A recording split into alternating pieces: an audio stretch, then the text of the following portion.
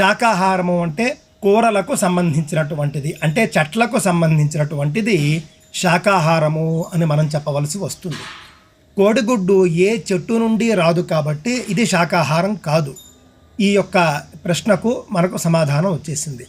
మరి మాంసాహారమా కాదా అని ఒక్కసారి మనం పరిశీలించినట్లయితే, కోడి ప్రాకృతికమైనటువంటి పద్ధతిలో గుడ్డు పెట్టినట్లయితే మాత్రమే అది మాంసాహారం అని, అలా కాకుండా నేటి రోజుల్లో ఫారముల్లో ప్రత్యేకంగా చేయిస్తూ ఉన్నటువంటి గుడ్లు ఆ వర్గానికి చెందవు అని చెబుతూ ఉన్నారు. ప్రకృతి సిద్ధంగా కోళ్ళు పెట్టేటటువంటి గుడ్లలో పుంజు అలాగే కోడిపెట్ట కలయిక ఉంటుంది.